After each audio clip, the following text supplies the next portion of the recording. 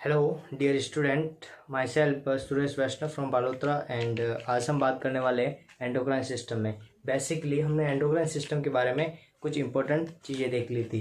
हमने ये भी देख लिया था कि एंडोक्राइन सिस्टम की डेफिनेशंस क्या है, और हमने ये भी देख लिया था एंडोक्राइन सिस्टम के अंदर हम किसकी स्टडी करते हैं। हमने आपको कुछ टर्म्स बताए थे, वो टर्म्स आपको याद हो गए होंगे, और कुछ हार्मोन के हमने शॉर्ट ट्रिक भी बताई थी जिससे आपको पूरा नहीं बोल के शॉर्ट में बोलना होता है। लाइक थायराइड स्टिमुलेटिंग हार्मोन को आप THS बोलोगे, फॉलिकल स्टिमुलेटिंग हार्मोन को आप FHH बोलोगे, ल्यूटिनाइजिंग हार्मोन को आप LH बोलोगे। तो इस टाइप से हमने कुछ आपको एब्रीवेशंस लिखाए थे जो आपको याद करने थे। आई होप कि आपको ये सारी चीज़ें याद हो गई होगी। आज हम बेसिकली जो बात करने वाले हैं एंडोक्राइन सिस्टम के एक और नेक्स्ट ग्लैंड के बारे में बात करने वाले हैं। जैसा कि हमारी जो बात हुई थी हार्मोन के बारे में हमने डिस्कस कर लिया था, हार्मोन की डेफिनेशन दे दी थी। जैसा कि हमने कहा था hormone is a chemical messenger which is secret in the trace amount which act in the distance located organ। ये सारी चीज़ हमने हार्मोन के बारे में देखी थी। और इसके बारे में हमने कहा था कि एंजाइम के बारे में हमने कहा था कि एंजाइम जो है केमिकल सब्सटेंस होते हैं और ये बहुत ज़्यादा अमाउंट के अंदर रिलीज होते हैं, और ये जो है एंजाइम है वो रिलीज करते हैं एक्सोक्राइन ग्लैंड। एक्सोक्राइन ग्लैंड कौन सी है? तो आपका आंसर जाएगा स्लेवरी ग्लैंड, जिसको हम बोलते हैं लार ग्रंथियाँ। और इसके अलावा liver is endocrine gland. Actually जो लीवर है जो एंडोक्राइन में भी काउंट करता है, एक्सोक्राइन में भी काउंट करते हैं। जब हम आगे पढ़ेंगे तो ये सारी चीज़ें एक एक करके देखते जाएंगे। इसके बाद हमने पढ़ा था पिट्यूटरी ग्लैंड के बारे में। हमने कहा था कि पिट्यूटरी ग्लैंड जो है उसे मास्टर ग्लैंड भी बोला जाता है। पिट्यूटरी ग्लैंड को जो कंट्रोल करता है वो करता है हाइपोथैलेमस कंट्रोल करता है। इसके अलावा हमने ये भी देखा था कि जो हाइपोथैलेमस है उसके फंक्शन की बात की थी। हमने कहा था कि हाइपोथैलेमस है वो थर्मो रेगुलेशन का काम करता। थर्मो मीन्स टेम्परेचर को रेगुलेट करने का काम भी किसका था? हाइपोथैलेमस का था। इसके अलावा हमने एक और बात की थी हाइपोथैलेमस के बारे में, इस इंपॉर्टेंट फंक्शंस जो अक्सर एग्जाम के अंदर पूछे जाते हैं। वो फंक्शन के बारे में हमने बताया था कि हाइपोथैलेमस है थर्मो रेगुलेशन के साथ साथ कुछ हार्मोन को कुछ रिलीजिंग फैक्टर को रिलीज करता है और कुछ इनहिबिटरी फैक्टर को भी रिलीज करता है। रिलीजिंग फैक्टर वो थे जो क्या करते थे, पिट्यूटरी ग्लैंड को ऑर्डर देते थे हार्मोन को रिलीज करने के लिए, और इनहिबिटरी हार्मोन वो थे जो पिट्यूटरी ग्लैंड को स्टॉप करने का ऑर्डर देते थे कि हार्मोन का और एक्सेस सिक्रेशन नहीं हो सके। इसके अलावा हमने और बात की थी कि हाइपोथैलेमस है बायोलॉजिकल क्लॉक की तरह भी काम करता है इन द एडल्ट एज। जब हमारी पीनियल ग्लैंड जो डिसअपियर हो जाती है तब हाइपोथैलेमस है जो पीनियल ग्लैंड की तरह काम करता है। इसके अलावा मैंने आपको कुछ क्वेश्चंस भी करवाए थे। आई होप कि आपने उन क्वेश्चंस को अच्छे से पढ़ लिया होगा और अच्छे से समझ लिया होगा। आज हम बात करने वाले हैं पैनक्रियाज के बारे में। वैसे बेसिकली आपने पैनक्रियाज के बारे में थोड़ा बहुत पढ़ रखा है 10th क्लास के अंदर, और 11th के अंदर भी पढ़ रखा होगा, क्योंकि बेसिकली ह्यूमन एनाटॉमी और फिजियोलॉजी के चैप्टर अगर NCERT की बात करें तो आपके 11th में रहते हैं, और RBSE की बात करें तो आपके 12th के अंदर ये चैप्टर आ रखा है। तो मैं इन दोनों को अलग से रखते हुए अपने नीट के पैटर्न के अकॉर्डिंग अपन चलेंगे, और हम स्टार्ट करेंगे पैनक्रियाज के इम्पोर्टेंट टॉपिक को, और पैनक्रियाज को अच्छे से समझने की कोशिश करते हैं। नाउ पैनक्रियाज आपको बताया कि पैनक्रियाज एक स्पेसिफिक ग्लैंड होती है। दैट मीन्स स्पेसिफिक क्यों कहते हैं? क्योंकि हम बात करेंगे पैनक्रियाज के बारे में तो हम कहेंगे पैनक्रियाज जो है एक एंडोक्राइन ग्लैंड भी है और एक एक्सोक्राइन ग्लैंड है। मतलब पैनक्रियाज है वो एंडोक्राइन ग्लैंड की तरफ, मतलब एंडोक्राइन का मतलब वो हार्मोन को रिलीज करेगी, और पैनक्रियाज एक्सोक्राइन है, इसका मतलब वो किसको रिलीज करेगी? एंजाइम को भी रिलीज करेगी। तो आपको ये भी याद होना चाहिए कि पैनक्रियाज कौन से हार्मोन को रिलीज करता है और कौन से एंजाइम को रिलीज करता है। हम एक एक करके सारी चीज़ों को पढ़ेंगे और अच्छे से देखेंगे और समझने की कोशिश करेंगे कि किस प्रकार से पैनक्रियाज कौन कौन से एंजाइम बनाता है, कौन कौन से हार्मोन्स बनाता है, और कौन कौन सी सेल इसमें इन्वॉल्व होती है जो इन सारे रोल को प्ले करती है। तो हम बात करें अगर पैनक्रियाज की, तो हम कहेंगे कि पैनक्रियाज क्या है, 2 रोल प्ले करता है। एक तो करता है endocrine role,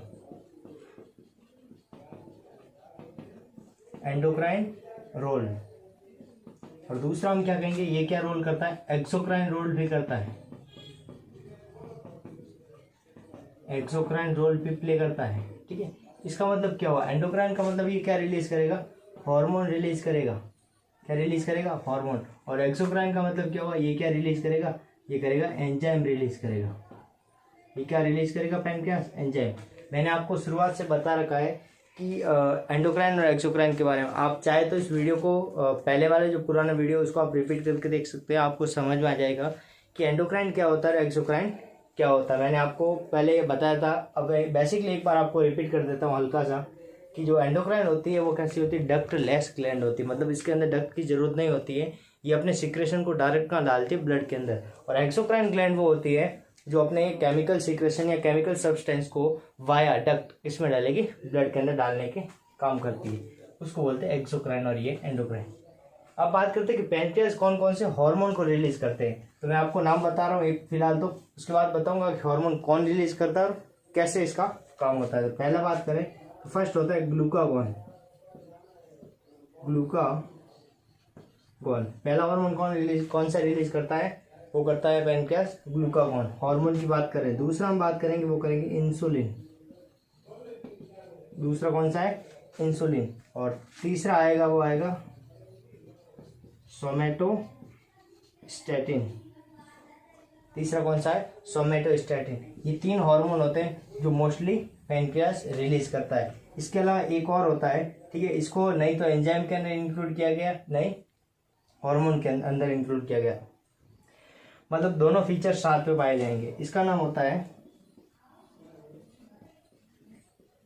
pancreas polypeptide. Pancreas polypeptide, ठीक है, इसको शॉर्ट फॉर्म में आप PPP भी बोल सकते हैं, पैंक्रियाज पॉलीपेप्टाइड भी बोलते हैं, जो क्या करता है, एंडोक्राइन और एक्सोक्राइन दोनों रोल प्ले करता है। अब बात करते हैं कि पैंक्रियाज कौन से एंजाइम को रिलीज करता है। तो आपने जब प्रोटीन सिंथेसिस पढ़ा होगा, मीन्स हम कहेंगे कि प्रोटीन सिंथेसिस का मतलब ये है कि प्रोटीन का जब संश्लेषण होता है तो संश्लेषण के बाद जो प्रोटीन का सब्सटेंस बनता है, उस प्रोटीन सब्सटेंस को जब वापस तोड़ा जाता है, मतलब उसका डाइजेशन होगा, तो डाइजेशन के टाइम जो है पैंक्रियाज अपने हार्मोन को रिलीज करता है। तो कौन कौन से मैं आपको अभी बता देता हूँ। एक तो होता है ट्रिप्सिन, एक कौन सा होता है, ट्रिप्सिन, और दूसरा होता है कीमोट्रिप्सिन।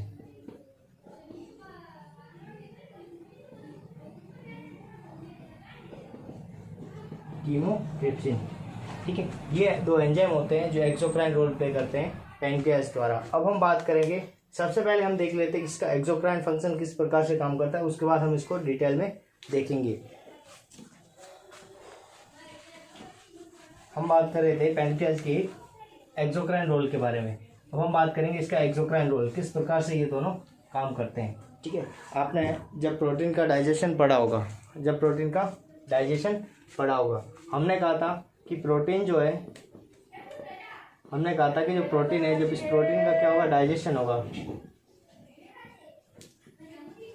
हमने ये कहा कि जब प्रोटीन का डाइजेशन होगा, तो प्रोटीन का जब डाइजेशन होगा तब प्रोटीन जो है आगे कन्वर्ट होता है अमाइनो एसिड में। ये चीज़ हम आपके आगे टॉपिक के अंदर मैं आपको एक एक करके बताऊंगा कि प्रोटीन किस टाइप से टूटता है। ठीक है, मैं आपको बेसिकली आइडिया बता देता हूँ कि प्रोटीन है वो अमाइनो एसिड फिर अमोनिया बनेगा। ठीक है, अगर हम इसको डिटेल में देखेंगे तो हम कहेंगे कि प्रोटीन है वो पहले किस में टूटेगा, पेप्टाइड में टूटेगा। पेप्टाइड कौन बनाएगा, तो यहाँ से हम थोड़ी सी चीज़ को समझ लेते हैं यहाँ, क्योंकि यहाँ से क्वेश्चन बना हुआ है यूजुअली। अगर हम प्रोटीन का डाइजेशन कर रहे हैं, प्रोटीन क्या है, प्रोटीन क्या होती है, पॉलीपेप्टाइड चेन होती है। क्या होती है, पॉलीपेप्टाइड चेन होती है। अब पेप्टाइड की बहुत सारी चेन है, पॉली का मतलब बहुत सारे, मतलब बहुत सारे पेप्टाइड की चेन बनती है, तो उसको बोलते हैं प्रोटीन। और जब इस प्रोटीन का डाइजेशन करना है, तो प्रोटीन का डाइजेशन करने के लिए क्या क्या चाहिए, तो प्रोटीन का डाइजेशन 3 एंजाइम करते हैं। तो वो कौन कौन से, तो पहला होता है वो होता है पेप्सिन, दूसरा होता है ट्रिप्सिन, और तीसरा होता है कीमोट्रिप्सिन। यहाँ से क्वेश्चन पूछा गया है, ध्यान रखना, यहाँ से क्वेश्चन पूछा गया है। ये तीनों जो है एक स्पेसिफिक टाइप के एंजाइम होते हैं जो क्या करते हैं कि प्रोटीन का डाइजेशन करते हैं। मैं आपको एक एक चीज़ पढ़ाऊंगा, जब फैट पढ़ाऊंगा, इस कार्बोहाइड्रेट पढ़ाऊंगा, तो बताऊंगा उसका डाइजेशन कौन करता है, कैसे करता है। ठीक है, और जब मैं आपको प्रोटीन वापस पढ़ाऊंगा, तो प्रोटीन के अंदर फिलहाल मैं बेसिक बता रहा हूँ, उसके बाद हम प्रोटीन के टाइप देखेंगे, उसकी स्ट्रक्चर देखेंगे, और इसका स्पेसिफिक डाइजेशन पूरा का पूरा क्लासिफिकेशन देखने के बाद हम उसको डाइजेस्ट करेंगे। फिलहाल मैं आपको बेसिक बता रहा हूँ क्योंकि यहाँ से क्वेश्चन बना हुआ है। तो मैंने क्या कहा कि प्रोटीन का डाइजेशन कौन करता है, पेप्सिन करता है, ट्रिप्सिन करता है, कीमोट्रिप्सिन करता है। आपने पेप्सिन के बारे में सुन रखा है, ट्रिप्सिन के बारे में सुन रखा है, कीमोट्रिप्सिन के बारे में सुन रखा है। देखो अभी मैंने जस्ट अभी आपको बताया था कि ट्रिप्सिन और कीमोट्रिप्सिन है वो कौन रिलीज करता है, वो करता है पैंक्रियाज रिलीज करता है। वो कौन करता है, पैंक्रियाज रिलीज करता है। ये चीज़ मैंने आपको बता दी थी, अभी बताई थी। ठीक है, इसके बाद बचा कौन, पेप्सिन। अब बात आती है कि पेप्सिन को कौन रिलीज करता है, तो इसके लिए हम थोड़ा सा इसको डाइजेस्टिव सिस्टम में जाएंगे, मतलब हम स्टमक के बारे में देखते हैं। आपने बेसिकली ये डायग्राम देखा होगा स्टमक का, स्टमक है, स्टमक के ऊपर मैं बता देता हूँ आपको। मान लो ये इसकी ऑक्सिंटिक सेल है, ये क्या है, ऑक्सिंटिक सेल, ये ऑक्सिंटिक सेल। और ऑक्सिंटिक सेल का काम क्या होता है, HCl का प्रोडक्शन करना, HCl का प्रोडक्शन, और साथ में वो क्या करेगी, उसको सीक्रेट भी करेगी, ठीक है। अब स्टमक के अंदर HCl का सीक्रेशन कौन करता था, ऑक्सिंटिक सेल। ये हमारा आंसर हो गया, फर्स्ट क्वेश्चन यहीं से बन गया, ठीक है, ये आया हुआ नीट में, ठीक है। अब इसके अंदर और क्या पाया जाता है स्टमक के अंदर, स्टमक के अंदर चीप सेल भी पाई जाती है। क्या पाई जाती है, चीप सेल, चीप सेल। ये चीप सेल्स क्या करती है, वो करती है पेप्सिनोजन, पेप्सिनोजन का प्रोडक्शन करती है। ध्यान से समझना, हमने क्या कहा, स्टमक के अंदर क्या होता है, पेप्सिनोजन जो है वो किसने रिलीज किया था, चीप सेल ने। अब पेप्सिनोजन जो है वो किस में कन्वर्ट होगा, वो कन्वर्ट होगा पेप्सिन में। किस में कन्वर्ट होगा, पेप्सिन में। किसकी प्रेजेंस में, इन द प्रेजेंस ऑफ HCl। आप देख सकते हो कि स्टमक के अंदर पेप्सिन बना, किसने बनाया, चीप सेल, और साथ में ऑक्सिंटिक सेल ने क्या बनाया, HCl बनाया। यही HCl क्या करेगा, इस पेप्सिनोजन को किसमें कन्वर्ट कर देगा, पेप्सिन में। दैट मीन्स हम कह सकते हैं कि पेप्सिन जो है स्टमक से स्टमक की चीप सेल से प्रोडक्शन हुआ। तो मतलब हम कहेंगे कि पेप्सिन, ट्रिप्सिन और कीमोट्रिप्सिन, ये तीनों मिलकर इसका डाइजेशन करेंगे, प्रोटीन का डाइजेशन करते हैं। इस बेसिक चीज़ों को आप ध्यान रखना। एक क्वेश्चन ये भी पूछा गया है कि पेप्सिनोजन जो है वो पेप्सिन में कन्वर्ट होता है in the presence of, in which of presence chemical substance. तो आपका answer is going to HCl। तो आपका आंसर होगा HCl के प्रेजेंस में पेप्सिनोजन किस में कन्वर्ट होता है, पेप्सिन के अंदर कन्वर्ट होता है। ये बेसिक चीज़ थी, मैंने आपको जो बता दी। अब हमने कहा कि यदि प्रोटीन का ये तीनों एंजाइम डाइजेशन करेंगे तो क्या बनेगा, तो सबसे पहले बनेगा, वो बनेगा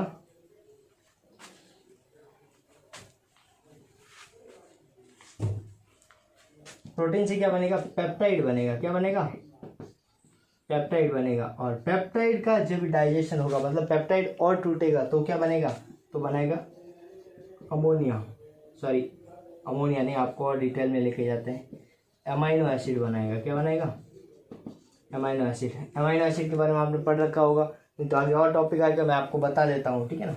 अभी एक बार आपको बता दें, अमोनिया अमाइनो एसिड होते हैं वो NH3 फॉर्म में पाए जाते हैं। किस फॉर्म में पाए जाते हैं, NH3 फॉर्म में। अब ये जो अमोनिया है वो क्या होता है, एक्चुअली बात करें अमोनिया जो है ना बहुत ज़्यादा टॉक्सिक होता है, और अमाइनो एसिड है वो टॉक्सिक नहीं होता है। मतलब ये कहेंगे कि अगर आपको पूछ ले कि एक साइड तो क्या दे रखा है, NH3 दे रखा है, और एक साइड दे रखा है NH4, इन दोनों में से आपको पूछ लिया कि मोर टॉक्सिक कौन है और लेस टॉक्सिक कौन है, तो मोर टॉक्सिक कौन है, तो NH4 है जो मोर टॉक्सिक, और NH3 क्या है, लेस टॉक्सिक, मतलब ये कम टॉक्सिक होता है। तो हमने क्या कहा, यहाँ पे अमाइनो एसिड जो है NH3 फॉर्म में पाया जाता है, मतलब ये क्या होगा, लेस टॉक्सिक। अमाइनो एसिड किस में कन्वर्ट होगा, वो कन्वर्ट होगा अमोनिया में कन्वर्ट होगा। किस में कन्वर्ट होगा, अमोनिया। और अमोनिया किस फॉर्म में होता है, NH4 फॉर्म में होता है। मतलब हम कहेंगे कि अमोनिया जो है NH4 फॉर्म में प्रेजेंस होता है। दैट मीन्स हम कह सकते हैं कि ये जो अमोनिया है वो मोर टॉक्सिक होता है। तो प्रोटीन का लास्ट सब्सटेंस कौन बना, अमोनिया। अब अमोनिया को बॉडी से बाहर निकालना होता है, ठीक है। आपको पता होगा जब अपन एक्सक्रेटरी सिस्टम पढ़ेंगे तो मैं आपको बताऊंगा कि अमोनिया है, यूरिया है, इन सभी को बाहर निकालने का काम किसका होता है, तो वो होता है किडनी का काम होता है। ये सारी चीज़ें अपन आगे देखेंगे। हाँ, अमोनिया का फॉर्मूला, सॉरी आपको यदि यही पूछ रहे कि अमोनिया जो है आगे जाके किस में कन्वर्ट होगा, और तो अमोनिया ही क्या है, एक यूरिया में कन्वर्ट हो जाएगा। दैट मीन्स इसका फॉर्मूला क्या होगा, जैसे आपने यूरिया के बारे में तो पढ़ ही रखा होगा, बेसिकली आपने यूरिया के बारे में पढ़ रखा होगा, तो यूरिया का फॉर्मूला आपको बताना है। आप कमेंट सेक्शन के अंदर बता सकते हैं। मैं आपको एक फॉर्मूला बताता हूँ यूरिया के लिए, आप मेरे को ये सोच के बताएं क्या ये सही है फॉर्मूला। तो मैं फॉर्मूला आपके सामने लिख रहा हूँ, वो है NH4N2O। आपने जहाँ पे भी पढ़ा है एक बार इस फॉर्मूले पे गौर करें और देखें क्या ये फॉर्मूला सही है। मेरा मानना है कि ये फॉर्मूला डेफिनेटली सही है। अब आप इस चीज़ को थोड़ा सा ध्यान से देखें और समझें कि किस टाइप से ये सही है, ठीक है। अगर आप इसको और डेवलप करोगे तो ऐसे भी लिख सकते हो,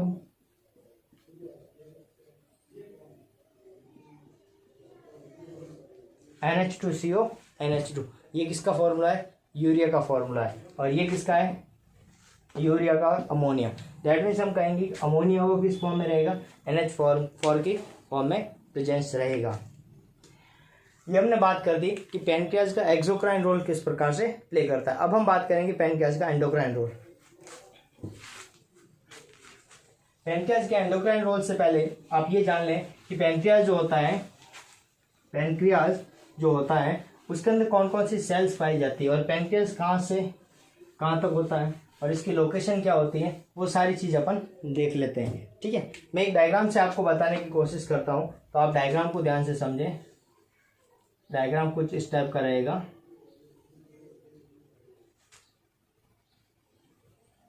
ये हमारे पास क्या है, लीवर है। ठीक है, ये क्या है, लीवर। लीवर का दूसरा नाम है हिपेटो। क्या नाम है, हिपेटो। ठीक है, और यहाँ से जो एक नली निकलती है, इस नली का नाम होगा हिपेटिक डक्ट। इसका नाम क्या होगा, हिपेटिक डक्ट। ठीक है, अब ये जो नली है, इस नली से क्या होगा, लीवर से क्या आता है, इस नली से होता हुआ यहाँ से लीवर से इसके अंदर जो आएगा वो आएगा बाइल जूस आएगा। क्या आएगा, बाइल जूस आएगा। ठीक है, बाइल जूस जिसको आप हिंदी में पित्त भी बोलते हैं, वो बाइल जूस यहाँ से आएगा। अब ये बाइल जूस यहाँ पर आकर के क्या करेगा, यहाँ पर कुछ इस टाइप की स्ट्रक्चर होती है, ऐसी थैली नुमा स्ट्रक्चर। ठीक है, ये बाइल जूस आकर के यहाँ पे क्या होगा, स्टोर होगा। यहाँ पे क्या रहेगा, स्टोर रहेगा। इसको बोलते हैं गॉल ब्लैडर। क्या बोलेंगे, गॉल ब्लैडर। ठीक है, इस गॉल ब्लैडर के अंदर क्या होगा, बाइल जूस आकर के स्टोर रहने का काम करता है। ये जो है देखो, यहाँ से समझना, ये हमने क्या कहा, हिपेटिक डक्ट यहाँ से इसके पास आई, ये गॉल ब्लैडर है। ब्लैडर से यहाँ से जो डक्ट निकले, इस डक्ट का नाम क्या होगा, बाइल डक्ट। इसका नाम क्या होगा, बाइल डक्ट।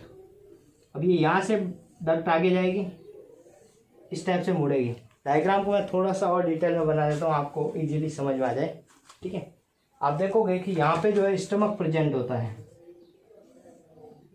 आप देखोगे कि यहाँ पर जो है हमारा स्टमक प्रेजेंट होता है इस टाइप से कंप्लीट।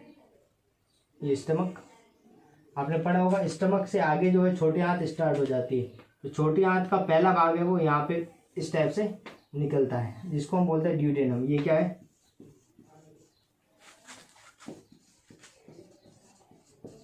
ये है ड्यूडेनम। ये क्या है, ड्यूडेनम। अब ड्यूडेनम के पास में जैसे ये यहाँ पे आती है, यहाँ पर एक ऐसी स्ट्रक्चर होती है पत्ती के जैसी। आपको स्ट्रक्चर दिख रही होगी पत्ती के जैसी। ठीक है, इसके अंदर क्या होता है, इसके अंदर कुछ इस टाइप से डक्ट सिस्टम होता है। ये ऐसा, आप इस डक्ट सिस्टम को इजीली समझ सकते हो। थोड़ा सा ध्यान से देखोगे तो समझ में आ जाएगा। It's not a difficult, it's so very easy. ठीक है ना, ये बहुत ही ईजी रहता है, बस इसको थोड़ा सा इजीली समझना होता है और कुछ नहीं।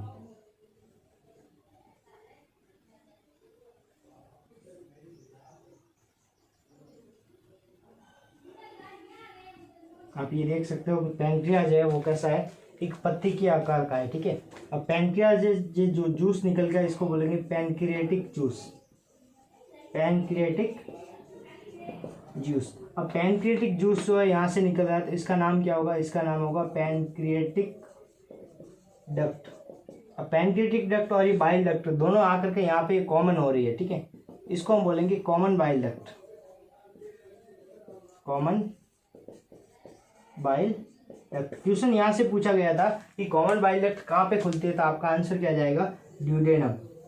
ठीक है, तो पैनक्रिएटिक डक्ट भी कहाँ पे खुलती है, तो वो खुलती है ड्यूडेनम के अंदर। इसका मतलब हम कहेंगे कि जो बाइल का सीक्रेशन यहाँ से हुआ, बाइल का सीक्रेशन है वो कहाँ पे जा करके डायरेक्टली रिलीज किया जाएगा, तो वो किया जाएगा ड्यूडेनम के अंदर। तो ये वाला सिस्टम सारा का सारा देखने को मिलता है। अब हमें जो बेसिकली पढ़ना है वो पढ़ना है इस पैनक्रियाज को। आप चाहे तो इसका स्क्रीनशॉट ले सकते हैं।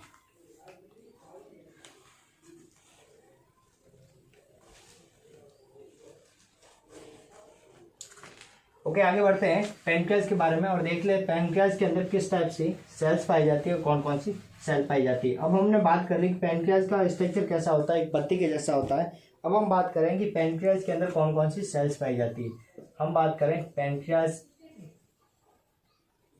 पैंक्रियाज, पैंक्रियाज के अंदर हम कौन सा देख रहे हैं, एंडोक्राइन रोल देख रहे हैं। एंडोक्राइन का मतलब इसके अंदर क्या होगा,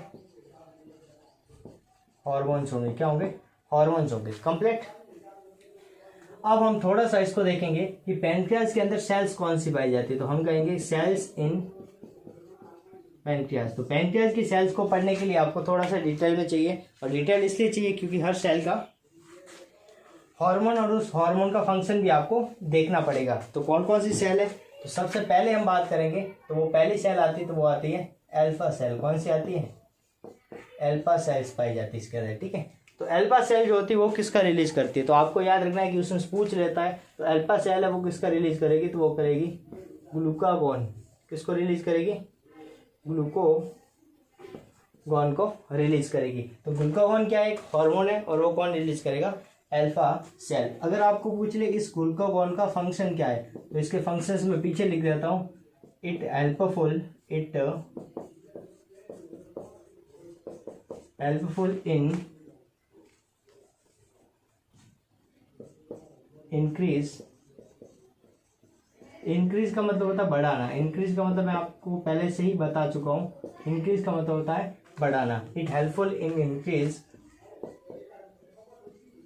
ग्लूकोज लेवल इन ब्लड के अंदर ग्लूकोज लेवल को बढ़ाना, ये किसका काम है, ग्लूकागोन का काम होता है। दूसरी सेल पाई जाती है, वो पाई जाती है बीटा सेल। दूसरी कौन सी होती है, बीटा सेल। और बीटा सेल क्या रिलीज करती है, इंसुलिन को रिलीज करती है। देखो इंसुलिन आपके सिलेबस में इंपॉर्टेंट चीज है, इंसुलिन की स्ट्रक्चर देखेंगे अपन, और इंसुलिन के जो फंक्शन है वो बहुत सारे डिटेल में आपको पढ़ने। मैं आपको बेसिकली अभी एक बार बता देता हूँ इंसुलिन का काम क्या होगा। तो इंसुलिन का काम आपको याद रखना है, ग्लूकागोन क्या कर रहा है, ग्लूकोज के लेवल को बढ़ा रहा है ब्लड के अंदर। मोस्ट चीज याद रखना कि ग्लूकोज का लेवल बढ़ कहाँ रहा है, ब्लड के अंदर, ठीक है। तो ग्लूकागोन क्या कर रहा है, ब्लड के अंदर ग्लूकोज को बढ़ाने का काम कर रहा है। तो इंसुलिन क्या करेगा, उस ब्लड के अंदर ग्लूकोज को कम करेगा। तो इंसुलिन क्या करेगा, डिक्रीज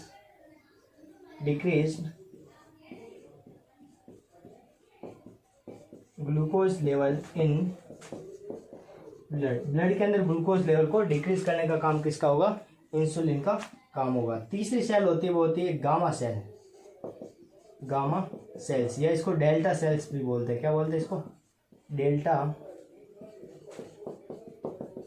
ये क्या रिलीज करती है, तो ये आपको याद रखना, ये रिलीज करती है सोमेटोस्टेटिन हार्मोन को रिलीज करती है। बात करें कि सोमेटोस्टेटिन का काम क्या होता है, ये अल्फा सेल और बीटा सेल इन दोनों को क्या करेगी, मेंटेन करेगी। मतलब हम कहेंगे कि अल्फा सेल और बीटा सेल है, इन दोनों को मेंटेन करने का काम किसका है, तो वो है गामा या डेल्टा सेल। ये क्वेश्चंस मोस्ट इंपोर्टेंट, यहाँ से ये क्वेश्चंस पूछा गया, ये भी क्वेश्चंस आ रखे, तीनों क्वेश्चंस पूछे गए, ध्यान रखना। तो यहाँ से क्वेश्चंस बहुत इंपॉर्टेंट क्वेश्चंस बनते हैं, इन चीज़ को समझना बहुत ज़्यादा जरूरी है, क्योंकि यहाँ से क्वेश्चंस हर बार पूछे ही जाते हैं, ठीक है। तो आप इस चीज़ को अच्छे से समझे। इसके अलावा एक और पाई जाती है, वो पाई जाती है एफ सेल। वो कौन सी होती है, एफ सेल्स। एफ सेल होती है, इसको हम पी सेल्स भी बोलते हैं। मैंने आपको पहले भी बताया था पीपीपी की फुल फॉर्म क्या होती है, वो होती है पैनक्रियाटिक